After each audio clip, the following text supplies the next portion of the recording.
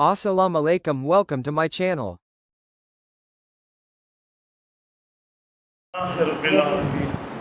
والصلاة والسلام على سيدنا محمد وآله وصحبه أجمعين. أما بعد فقد قال الله تعالى في القرآن العظيم والفرقان المجيد وبعد فأعوذ بالله من الشيطان الرجيم بسم الله الرحمن الرحيم من يهد الله فهو المهتد ومن يضلل فلن تجد له وليا مرشدا صدق الله العظيم. وقال رسول الله صلى الله عليه وسلم ما من شيء أثقل في الميزان من حسن الخلق.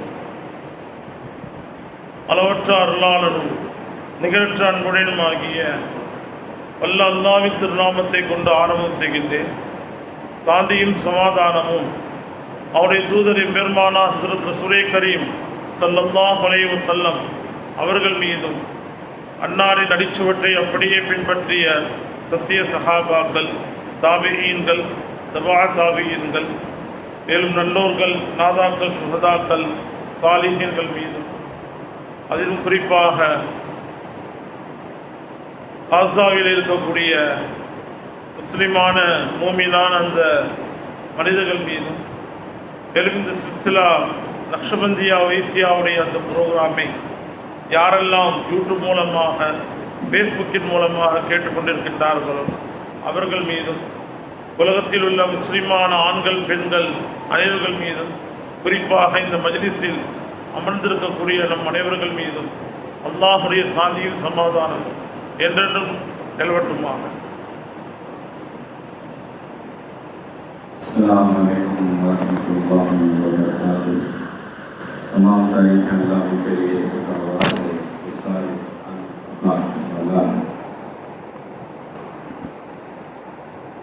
अल्लाह के करोड़ों नेमतें, अरबों खरबों नेमतें इस मजलिस में हासिल हो. मेरे प्यारे आका सल्लल्लाहु अलैहि वसल्लम पर लाखों करोड़ों दरूद, अरबों खरबों दरूद और सलाम उनके अहले बैत पर, उनके सहाबा पर, उनके ताबईन पर, उनके तबे ताबईन पर, और खुसूसन जो गाज़ा के मुसलमान मोमिन मर्द, मोमिन औरत, मुसलमान मर्द और मुसलमान औरत पर अल्लाह के रहमतें बरकतें नाज़िल हो. और जो लोग इस मजलिस में हैं, जो लोग इस मजलिस नूरानी मजलिस में कायम हैं, और जो लोग इस बयान को यूट्यूब से और फेसबुक से देख रहे हैं, सब पर अल्लाह की रहमतें और बरकतें नाज़िल हों.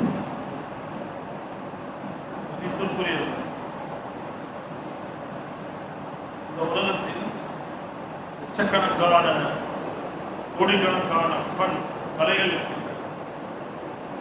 ஒவ்வொரு விதமான இல்முகளை நாம் எடுத்தாலும் அதில் எத்தனையோ பலவிதமான இல்முகள் இருக்கின்றது. ஒரு மனிதனுடைய உடலை நாம் எடுத்தோம் என்று சொன்னால் அந்த மனிதனுடைய கண்ணுக்கென்று ஒரு தனி படிப்பு, அவருடைய பல்லுக்கென்று ஒரு தனி படிப்பு, அவருடைய உடம்புக்கென்று ஒரு தனி படிப்பு இருக்கின்றது. அவருடைய ஒவ்வொரு உறுப்புக்கென்று ஒரு தனி ஒரு டிகிரி, அதற்கென்று சில வருஷங்கள், அதற்கென்று ஒரு காலேஜ் இருக்கிறது. அதே போல் உலகத்தில் எந்த ஃபன்களை நாம் எடுத்தாலும் அதிலே எத்தனையோ பல மாஸ்டர் டிகிரி அதிலே இருக்கிறது. மக்கள் அதை நோக்கி சென்று கொண்டே இருக்கின்றார். हज़रत जी फरमाते हैं इल्म जो है बहुत ज़्यादा है. जैसे कि आँख के लिए अलग तरीके से डिग्री पढ़ते हैं, दांत के लिए पढ़ते हैं, ऐसा पूरी तरीके से फन है जो इल्म का जो है हर तरह से में है. எல்லா டிகிரிகளை விட மிகவும் ஒரு பலமான, ஒரு உயர்தரமான ஒரு இல்ம், ஒரு படிப்பு என்னவென்று சொன்னால் அது ரூஹுடைய இல்ம், அது ரூஹுடைய அந்த மனாசி, அது சுரூஹுடைய அந்த படிப்பு. உடம்பில் உயிர் என்பது இருக்க வேண்டும். ஒரு மனிதனுடைய இசம் என்று சொல்லப்படக்கூடிய அந்த உடம்பில் ரூஹ் என்று சொல்லப்படக்கூடிய அந்த நஃப்ஸ், அந்த ஆன்மா, அந்த உயிர் இல்லை என்று சொன்னால் நம்மிடத்தில் எவ்வளோ டிகிரிகள் இருந்தாலும், நம்மிடத்தில் மாஸ்டர் டிகிரி இருந்தாலும் அந்த எந்த ஒரு டிகிரியுமே நமக்கு பிரயோஜனம் தராது. ஏனென்றால் இந்த ரூஹுடைய அந்த பலம், ரூஹுடைய அந்த மன்சபை வைத்துதான் உலகம் என்பது இயங்கிக் கொண்டே இருக்கிறது. फरमाते हैं बहुत बेहतरीन अंदाज से कि इल्म जो है, जो लोग डॉक्टरी पढ़ते हैं, इंजीनियरिंग पढ़ते हैं, ऐसा ही जो है जिक्र का जो इल्म है उन नफ्सों को जो है कमजोर करता है और रूह को जो है बहुत ताकत देता है। वो जो है जिक्र कल्ब है। और हजरत जी ये भी फरमाते हैं जब जो भी बंदा जो है जब जिक्र करता है तो उसका सुलूक जो है उसके जो फरमान पर जो है बढ़ते जाता है। இந்த உடம்புக்கு எத்தனையோ பலவிதமான மகாமாத்துகள், பதவிகள் இருக்கின்றது. Councillor, MLA, MP, minister, CM, prime minister போன்ற பல பெரிய பெரிய ஸ்டேஜ் என்பது இந்த ஜிஸ்ம், இந்த உடம்புக்கு இருக்கின்றது. ஆனால் இந்த பதவி எல்லாம் இந்த உடம்பிலே இந்த ரூஹ் என்று சொல்லப்படக்கூடிய அந்த மன்சம் இருக்கின்ற வரைக்கும் தான் அந்த பிரைம் மினிஸ்டர், சிஎம் அனைத்திற்குமே பவர். அந்த ரூஹ் அந்த உடம்பை விட்டு வெளியாகிவிட்டது என்று சொன்னால் அந்த ஜிஸ்மிலே இருக்கக்கூடிய அந்த ஜிம்மா, அந்த பொறுப்பு, அந்த பவரும் அந்த மனிதனை விட்டு சென்று விடுகிறது.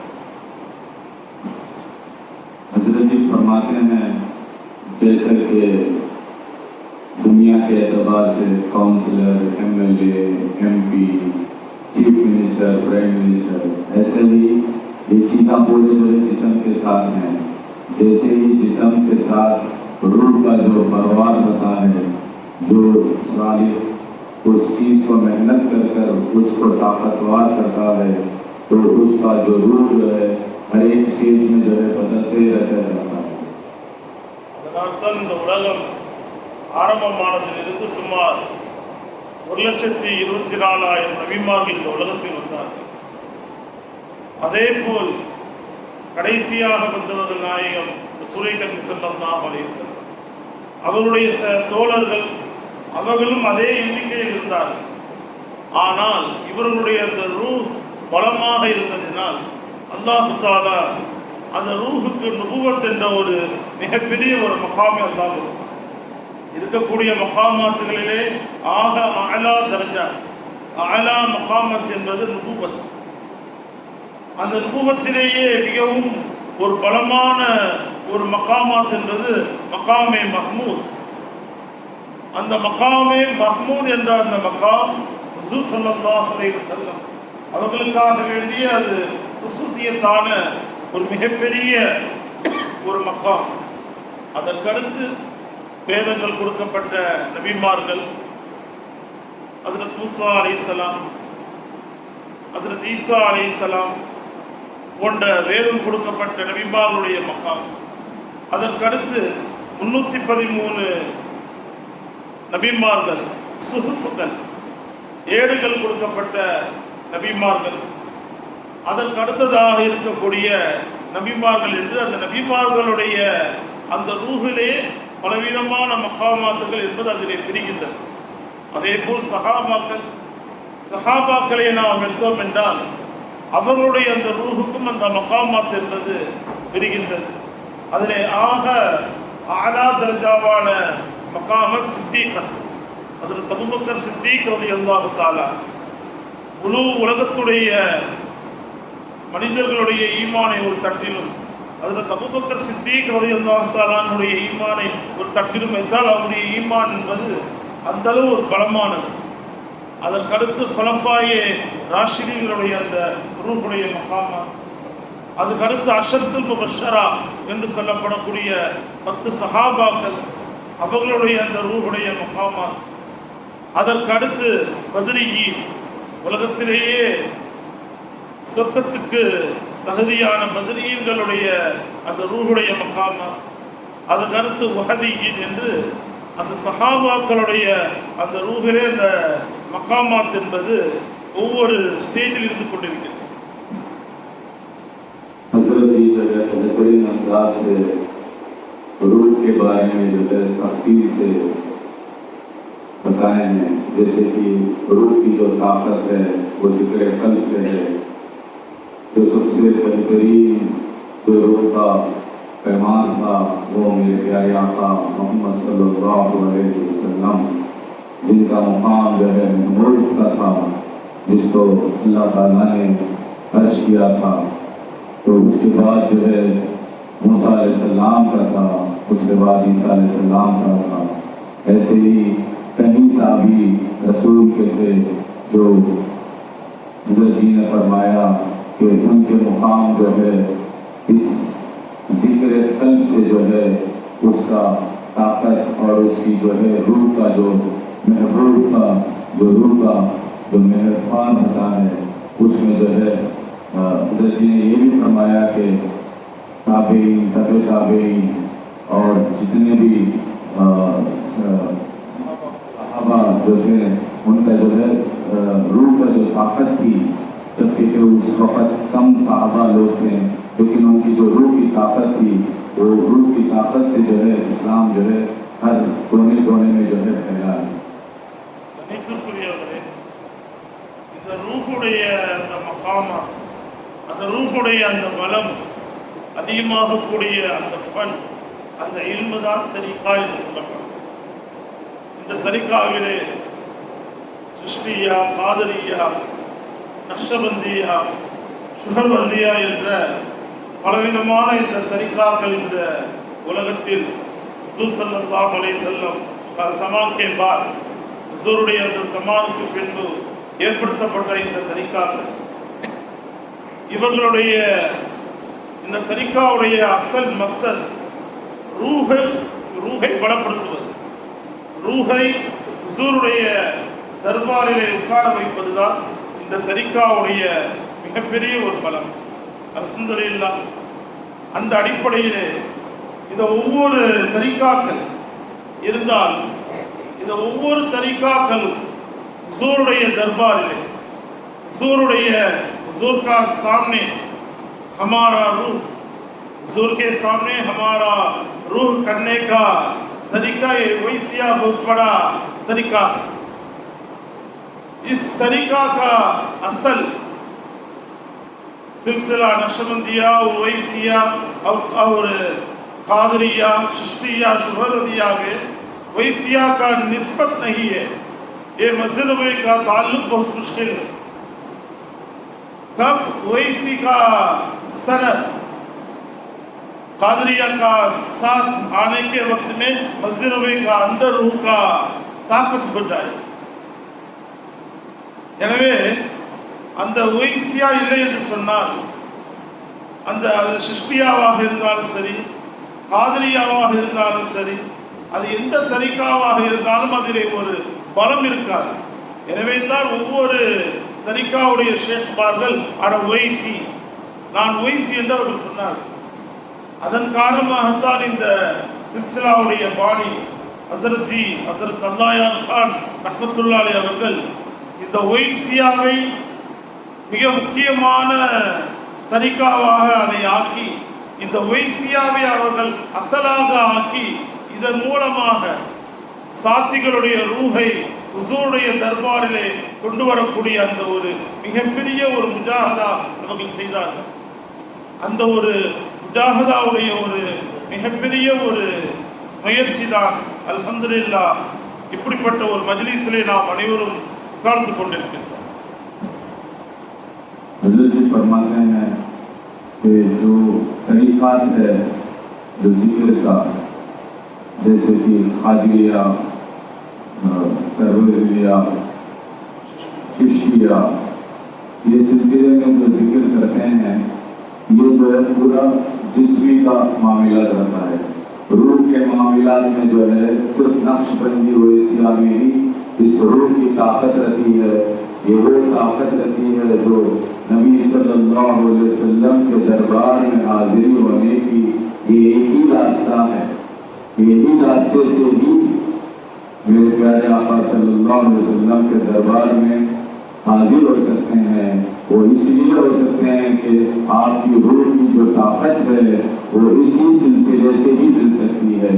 اور ہمارے حضرت علایہ خان رحمۃ اللہ علیہ بھی یہی فرماتے ہیں کہ جو اس ذکر کو پابندی کے ساتھ جو کرتے ہیں اور اس ذکر میں ضرب لگاتے ہیں ان کو اس روح کی طاقت کے ساتھ شیخ کے توجہ کے ساتھ اس کی روح کو میرے پیارے آقا صلی اللہ علیہ وسلم کے دربار میں حاضری ہوتی ہے. یہی ایک سلسلہ ہے واحد جو میرے پیارے آقا صلی اللہ علیہ وسلم کے دربار میں حاضری ہو کر اپنے روح کو جو ہے حاضری کرنے کا فیض حاصل ہوتا ہے.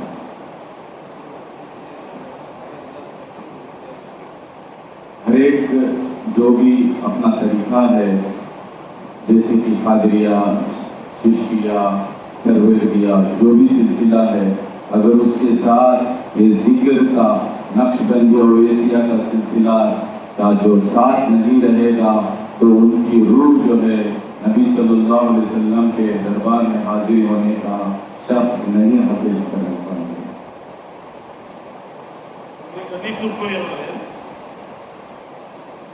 ویسیاவுடைய اصل مقصد ویسیا کا اصل مقصد کیا ہے؟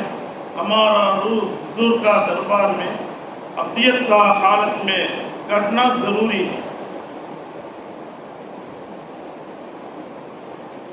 ہمارا سلسلہ کا پہلا مشائخ کا حال یہی ہے. اس لیے یہ مشائخ کا دربار میں ابھی تک ہمارا روح کو روشن ابھی تک آ رہا ہے، کیونکہ یہ مشائخ کا زمان میں ہمارا زندگی کا حال بہت خاموش ہے. ரொம்ப அமைதியாக இருந்தாங்க. அவர்களிடத்தில் எவ்வளோ பெரிய விதமான தாக்கத்துகள் இருந்தாலும் அந்த தாக்கத்தை அவங்க துனியாவில் வெளியே அவங்க காணிக்காமலே இருந்தாங்க. சில நேரங்கள் அவங்களுடைய மனைவி மக்களுக்கு கூட அவங்களுடைய அந்த பலம் என்னங்கிறது எனக்கு தெரியாமல் இருக்கு. எத்தனையோ இறைநேசர்கள் இந்த உலகத்தில் அவங்களுடைய அந்த மகாமாத்துக்களை மறைச்சு கொண்டே வாழ்ந்தாங்க. அப்படி அவங்க வாழ்ந்ததுடைய அந்த ஒரு காரணத்தினால இப்பவும் அந்த மஸ்ஜித் நபவியில ஒரு மிகப்பெரிய ஒரு அந்தஸ்தில் அவங்க அமரக்கூடிய ஒரு சூழ்நிலை என்பது இருக்கிறது.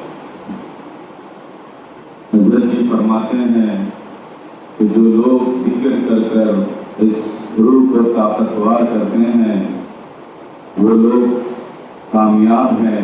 اور حضرت جی یہ بھی فرمائے ہیں کہ بہت سارے ہمارے سلسلے کے لوگ ہیں جو بڑے بڑے مقامات لے کر ہیں لیکن ان کے بیوی کو ان کے بچوں کو بھی پتہ نہیں ہے کہ ان کو کیا مقام حاصل کیا ہے. اور وہ لوگ مسجد نبوی میں بہت آرام سے اور بڑے بڑے مقامات میں بیٹھے ہیں. جو لوگ ابھی ذکر کر رہے ہیں اگر وہ لوگ ذکر میں پابندی اور طاقتور کے ساتھ کرتے رہیں گے تو وہ لوگ بھی اسی جگہ اس محبار میں جا کر بیٹھیں گے. இன்றைய காலகட்டத்தில் தரிகாங்கிற பேரில் எத்தனையோ ஷேஷ்மார்களுக்கு பின்னாடி ஒரு மிகப்பெரிய ஒரு ஜமாத் இருக்கு. ஆனால் அவங்களிடத்துல போசா பாவக்கா போசா காவல் தொடுறாங்க. இந்த மாதிரியான எவ்வளோ பல இஸ்லாத்துக்கு முரணான சில வேலைகள் அங்கே நடக்குது. ஆனால் அவங்களும் அதை எதிர்க்கிறது இல்லை. ஆனால் அவங்களுடைய அந்த வஃபாத்துக்கு பின்னாடி கபூரில் ஒரு மிகப்பெரிய ஒரு அதாபில் அவங்க மாட்டிக்கொள்கிறாங்க. பொதுவாகவே ஹதீஸுடைய ஒரு மஸ்மூன் ஒரு கருத்து என்னவென்றால் ஒவ்வொரு பொறுப்புதாரிகளும் அவர்களுடைய பொறுப்புகளை பற்றி கியாமத்துடைய நாளில் விசாரிக்கப்படுவார்கள். بہت سارے سلسلے ہیں، بہت سارے شیخ لوگ ہیں، وہاں پر جو لوگ جاتے ہیں ہاتھ چومتے ہیں، پان چومتے ہیں، बहुत सारे ऐसे काम करते हैं जो इस्लाम में जो है जायज़ ही नहीं है, लेकिन जब उनके जो शेख रहते हैं जो इंतकाल कर जाते हैं और जो कब्र में चले जाते हैं, वहाँ पर उनको बहुत सख्त और पकड़ हो जाती है, क्योंकि वो लोग इस्लाम के दायरे से अगर बाहर आ जाते हैं। तो आप लोगों को ये बहुत कसरत से देखना है, बहुत कोशिश करना है कि आप उसी चीज़ों से ना रहें और जिक्र कसरत से करते रहें। பெரிய ஒரு தரிகாவுடைய ஒரு ஷேக், ரொம்பவும் ஒரு மஷ்ஹூரியத்தான ஒரு நபர். அவருடைய ஜனாசா, அவருடைய அந்த ஜனாசாவிலே சுமார் 2-3 கிலோமீட்டர் வரை மிகப்பெரிய கூட்டம், அவர்களுடைய முரீதுகளுடைய ஒரு மிகப்பெரிய ஒரு ஜமாத் இருந்தது. அவர்களுடைய அந்த ஜனாசாவுடைய அந்த ஹாலாத்தை நம்முடைய ஷேக் ஹஜரத் முஹம்மது மாலிக் ரஹ்மத்துல்லாஹி அவர்களிடத்திலே சொல்லப்படுகிறது. அவருடைய கபருடைய நிலைமை மிக உன்னதமாக இருக்கும் என்று நம்முடைய ஷேக் அவர்களிடத்திலே சொல்லப்படுகிறது. உடனே நம்முடைய ஷேக் அவர்கள் சொன்னார்கள், ஒரு அரசியல்வாதி மரணித்து விட்டால் அந்த நாடே ஒரு மிகப்பெரிய ஒரு கூட்டத்திலே அந்த ஜனாசாவை பார்ப்பதற்காக வேண்டி இருக்கின்றது. அதனால் அவருடைய ஜனாசா மக்பூலியத்தாயிலும் என்று அதனுடைய அர்த்தம் கிடையாது என்று ஷேக் அவர்கள் அதற்கு ஒரு விளக்கம் கொடுத்தார்கள். அவருடைய அந்த வஃபாத்துக்கு பின்பு சில மாதங்கள் கழித்து அந்த இடத்தின் பக்கம் செல்லக்கூடிய ஒரு சூழ்நிலை. அந்த நேரத்தில் சில சாத்திகள் அவருடைய கபருக்கு செல்லலாமே என்று அழைத்ததின் பேரில் அவருடைய அந்த கபருக்கு சென்று அங்கு முராகபா செய்து அந்த ஷேஃபுடைய காலத்தை பார்க்கக்கூடிய நேரத்தில் அவருடைய கபரிலே நெருப்புடைய அந்த ஜுவாலை அந்த கபரிலே எரிந்து கொண்டே இருக்கின்றது. எந்த அளவு என்று சொன்னால், அந்த முராகபாவுடைய நேரத்தில் அதனுடைய உஷ்ணம் நம்முடைய ரூஹுக்கு அதனுடைய அந்த அசர் ஏற்படுகின்றது. அவருடைய அந்த கபருடைய ஹாலை பார்த்து கொண்டே இருக்கக்கூடிய நேரத்தில் அந்த கபரிலே அவருக்கு மலக்குமார்கள் மூலமாக ஒரு சாட்டை அடி அவருக்கு கொடுக்கப்படுகிறது. உன்னுடைய பொறுப்போக்கின் காரணமாக நீ உன்னுடைய முரீதுகளை நீ எச்சரிக்காததன் காரணமாக உன்னுடைய மௌத்துக்கு பின்பும் உன்னுடைய கபரிலே அவர்கள் சஜதா செய்கின்றார்கள். அந்த சஜதா என்பது ரப்புல் ஆலமீனுக்கு மட்டுமே உரித்தான அந்த சஜதாவை உன்னுடைய கபரிலே செய்கிறார்கள் என்று அவருடைய சொல்லி மலக்குகள் அவரை சாட்டையால் அடிக்கின்றார். என்னவென்று சொன்னால், அவருடைய கபரை முராகபா செய்யக்கூடிய நேரத்தில் அவருடைய ஒரு முரீத் அவருடைய கபரிலே சஜதா செய்கின்றார். அந்த நேரத்தில் அந்த கபரிலே அவருக்கு அதாப் என்பது கொடுக்கப்படுகின்றது. ஆனால் அப்படிப்பட்ட அந்த கபரிலே மிக பிரம்மாண்டமான உருசுகள், மிகப்பெரிய அளவு முரீதுகள் வருகின்றார்கள். ஆனால் அந்த ஷேஃபுடைய கபருடைய ஹாலத் என்பது மறைக்கப்பட்டதாக இருக்கிறது. हज़रत जी जो है एक वाक़या फरमाए। एक जो है बहुत बड़े शेख थे, एक सिलसिले के, उनकी वफ़ात हो गई।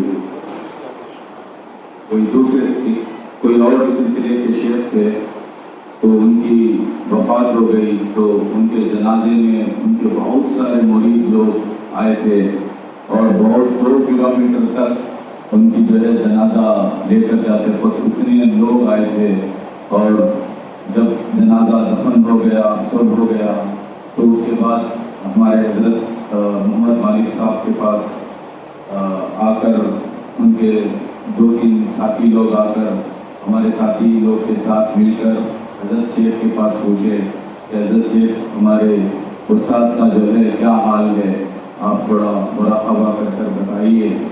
तो उस वक़्त हज़रत ने फरमाया कि बहुत परेशान हाल में हैं।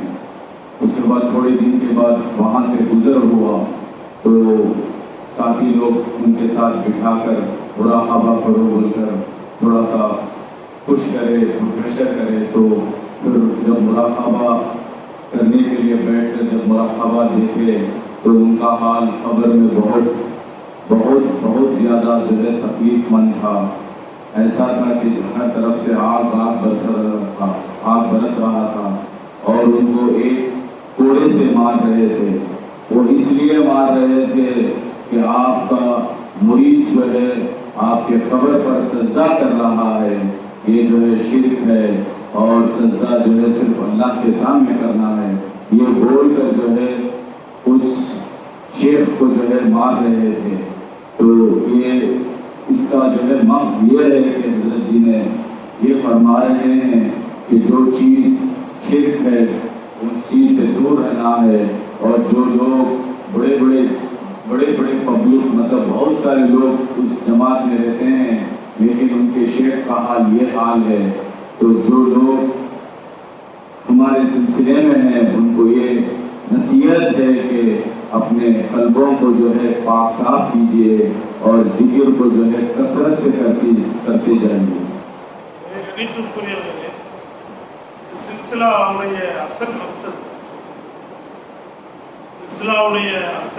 மக்சத் என்னவென்று சொன்னால், ஒரு உண்மையான ஒரு காமிலான ஒரு ஷேக்குடைய ஒரு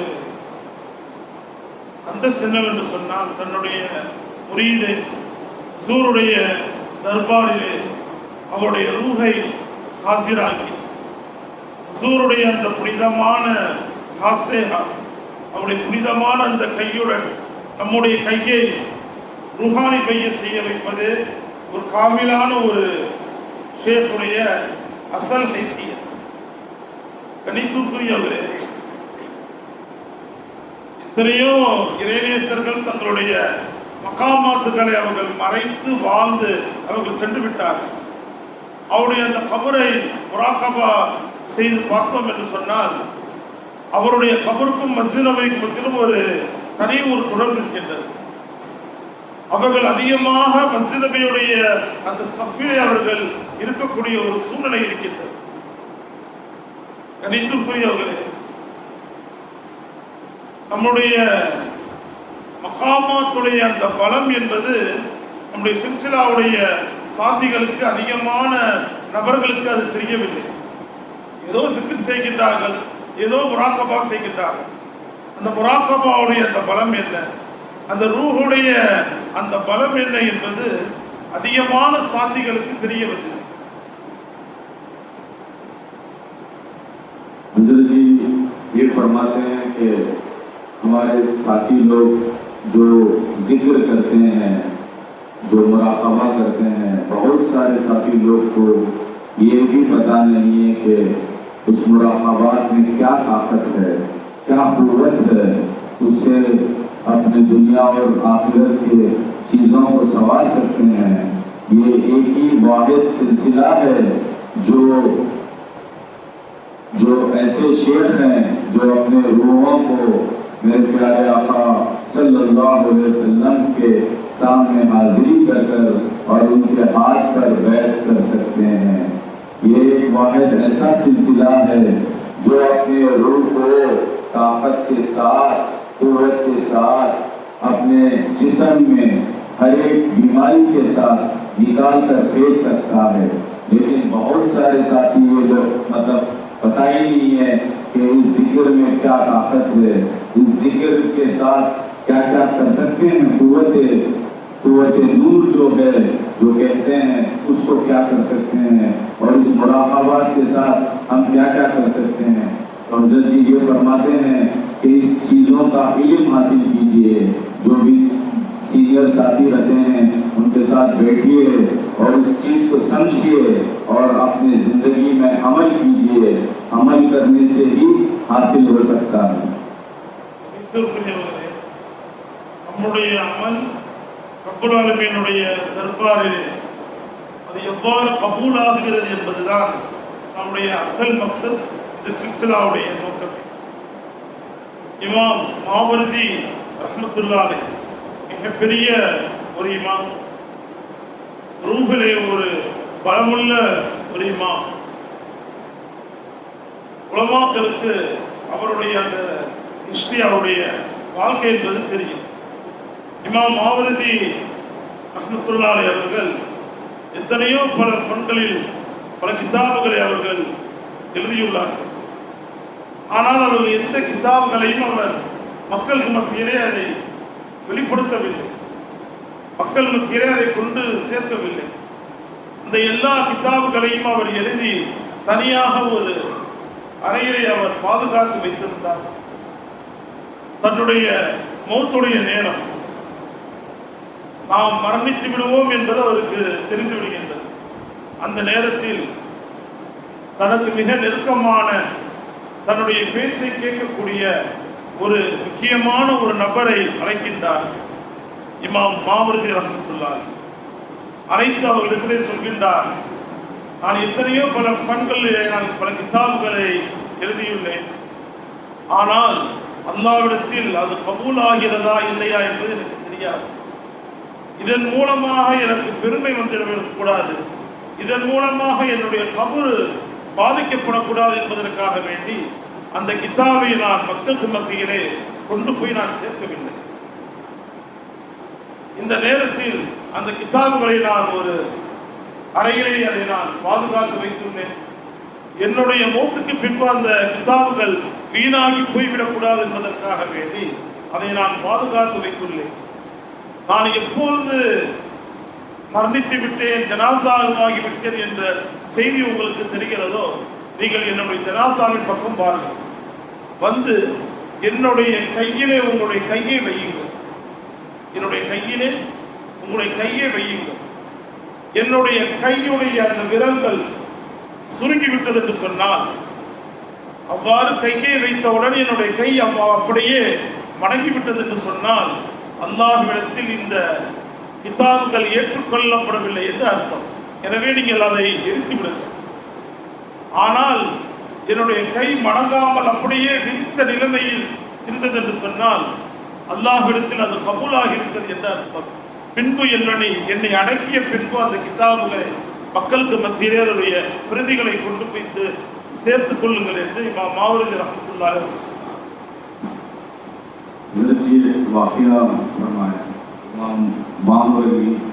ரஹ்மத்துல்லாஹி जो बहुत उनके जो जिंदगी में बहुत सारे किताब उन्होंने लिखे हैं और लिखकर एक जगह जो है जमा कर दी है। वो इसलिए जमा किए ताकि अगर वो किताबों बाहर जाकर लोग पढ़ने लगे तो इनको जो है वाहवाही करने लगेंगे और इनके कल्ब को नुकसान होएगा बोलकर ये जो है ना किताब लिखते गए और एक जगह जमा करते गए।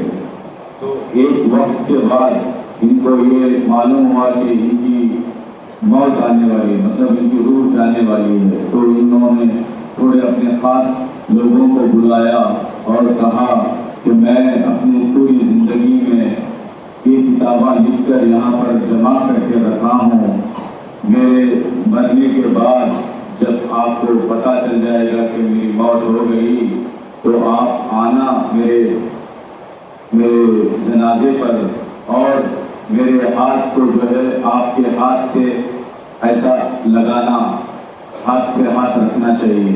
अगर मेरा हाथ ऐसा मूंझा मतलब ऐसा मूंझ गया तो ये समझना कि अल्लाह की तरफ से इस चीज़ को कबूल नहीं हुआ। अगर हाथ ऐसा ही सीधा ही रहा तो इस किताबों को लेकर पूरी दुनिया में जो है तकसीम कर देना।